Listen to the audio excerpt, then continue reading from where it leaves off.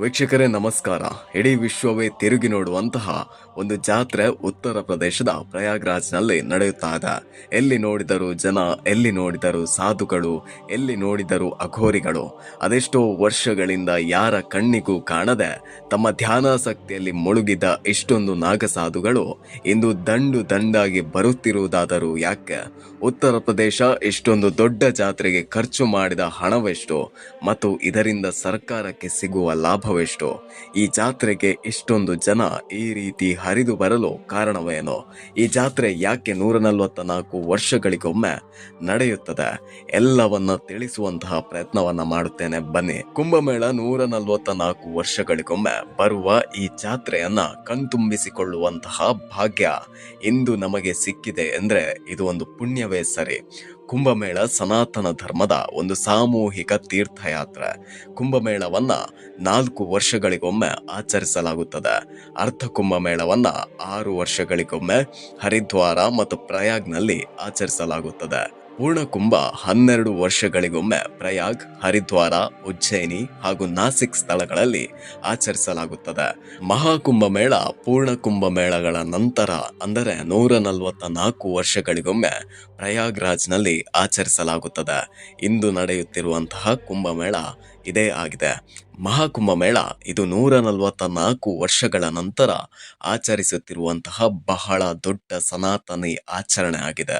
ಇಷ್ಟು ದೊಡ್ಡ ಆಚರಣೆಯನ್ನ ಯಾಕೆ ಮಾಡಲಾಗುತ್ತದೆ ಮತ್ತು ಇದರ ಹಿನ್ನೆಲೆ ಏನು ಎನ್ನುವುದನ್ನ ತಿಳಿಯೋಣ ಬನ್ನಿ.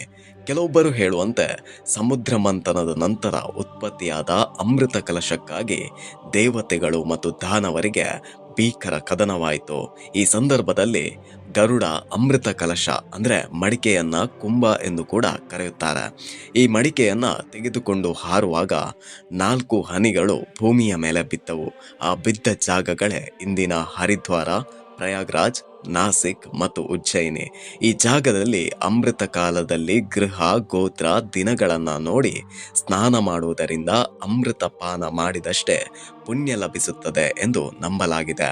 ಆದರೆ ಇದನ್ನ ಪೌರಾಣಿಕ ಗ್ರಂಥಗಳಲ್ಲಿ ನೋಡಿದ್ರೆ ಎಲ್ಲಿಯೂ ಕೂಡ ಇದರ ಉಲ್ಲೇಖ ಇಲ್ಲ ಅನ್ನೋದನ್ನು ಕೂಡ ಗಮನಿಸಬೇಕಾಗುತ್ತದೆ. ಇನ್ನೊಂದು ಮೂಲಗಳ ಪ್ರಕಾರ ಎಲ್ಲ ಸನಾತನ ಧರ್ಮದ ವಿವಿಧ ಆಚರಣೆಗಳನ್ನೊಳಗೊಂಡ ಎಲ್ಲರನ್ನ ಒಗ್ಗೂಡಿಸಲು ಈ ಆಚರಣೆ ಜಾರಿಗೆ ಬಂದಿದೆ ಎಂದು ಹೇಳಲಾಗುತ್ತದೆ. ಅದೆಷ್ಟೋ ನಾಗಸಾಧುಗಳು, ಅದೆಷ್ಟೋ ಸನ್ಯಾಸಿ ಮಹನೀಯರ ಗೋಚರಕ್ಕೆ ಇದೊಂದು ಸಾಕ್ಷಿಯಾಗಿದೆ. ಇಲ್ಲಿ ಇರುವಂತಹ ತ್ರಿವೇಣಿ ಸಂಗಮದಲ್ಲಿ ಸ್ನಾನ ಮಾಡಿದರೆ ಮಾಡಿದ ಪಾಪ ಕರ್ಮಗಳು ತೊಳೆದು ಹೋಗುತ್ತವೆ ಎಂಬ ನಂಬಿಕೆಯೂ ಕೂಡ ಇದೆ. ಹೀಗಾಗಿ ಇಂದು ಉತ್ತರ ಪ್ರದೇಶದತ್ತ ಜನ ಸಮೂಹವೇ ಹರಿದು ಹೋಗ್ತಾ ಇದೆ. ಇಷ್ಟೇ ಅಲ್ಲದೆ ಭಾರತ ಹೊರತುಪಡಿಸಿ ವಿದೇಶಗಳಿಂದಲೂ ಈ ಮಹಾಕುಂಭಮೇಳ ನೋಡಲು ವಿದೇಶಿಗರ ದಂಡೆ ಹರಿದು ಬರ್ತಾ ಇದೆ.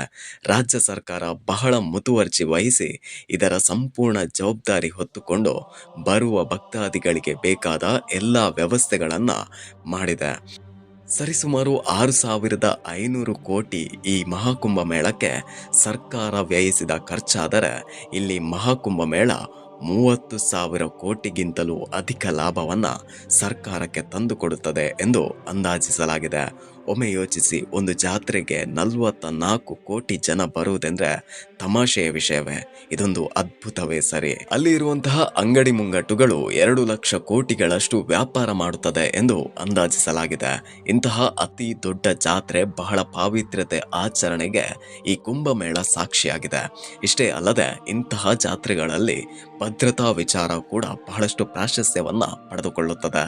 ಹೀಗಾಗಿ ಇಲ್ಲಿ ಇರುವಂತಹ ಮತ್ತು ಇಲ್ಲಿ ಬರುವಂತಹ ಎಲ್ಲ ಭಕ್ತಾದಿಗಳಿಗೂ ಕೂಡ ಭದ್ರತಾ ಪಡೆಯ ಕಂಗಾವಲಿದೆ.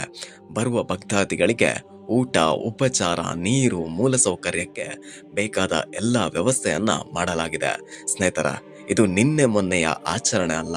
100 ವರ್ಷಗಳಿಂದ ಇದರ ಆಚರಣೆ ಜಾರಿಯಲ್ಲಿತ್ತು. ತದನಂತರ ಅನ್ಯಮತೀಯ ಅರಸರ ದಾಳಿಯಿಂದಾಗಿ ಮತ್ತು ಅಪ್ಪಣೆಯಿಂದ ಇದನ್ನು ನಿಲ್ಲಿಸಲಾಗಿತ್ತು. ಆದರೆ ಕಾಲಾನಂತರ ಮತ್ತೆ ಇದು ಮರು ಆಚರಣೆಗೊಂಡು ನಮ್ಮ ಈ ಪೀಳಿಗೆಯಲ್ಲಿ ನೋಡಲು ಸಿಗುತ್ತಿದೆ. ಇಲ್ಲಿ ಹರಿವ ಗಂಗಾ, ಯಮುನಾ, ಸರಸ್ವತಿ ನದಿಯಲ್ಲಿ ಅಮೃತ ಕಾಲದಲ್ಲಿ ಮಿಂದು ಎದ್ದರೆ ಸರ್ವ ಪಾಪಗಳು ಕಳೆಯುತ್ತವೆ ಎಂಬ ನಂಬಿಕೆ ಇರುವುದರಿಂದ ಈ ಆಚರಣೆಯು ಇಷ್ಟೊಂದು ಮನ್ನಣೆಯನ್ನ ಗಳಿಸಿದೆ. ಈ ಜಾತ್ರೆಯು ಕೇವಲ ಧಾರ್ಮಿಕ ಆಚರಣೆಯ ಮಾತ್ರವಲ್ಲದೆ ಉತ್ತರ ಪ್ರದೇಶ ರಾಜ್ಯಕ್ಕೆ ಸಂಪತ್ತಿನ ಕೊಡುಗೆಯನ್ನೇ ನೀಡುತ್ತಿದೆ. ಸರ್ವ ಸನಾತನಿಗಳ ಈ ಆಚರಣೆಯ ಕೇಂದ್ರ ಬಿಂದುವಾದ ಇದನ್ನ ನೋಡಲು ಸಾಧ್ಯವಾದರೆ ನೀವು ಹೋಗಿ ಈ ಪುಣ್ಯ ಕಾರ್ಯದಲ್ಲಿ ಭಾಗವಹಿಸಿ ಎಂದು ಹೇಳುತ್ತಾ ವಿಡಿಯೋವನ್ನ ಎಂಡ್ ಮಾಡ್ತಾ ಇದ್ದೇನೆ. ವಿಡಿಯೋ ಹೇಗಾಯ್ತು ಅನ್ನೋದನ್ನ ಕಮೆಂಟ್ ಬಾಕ್ಸ್ನಲ್ಲಿ ತಿಳಿಸಿ. ಧನ್ಯವಾದಗಳು.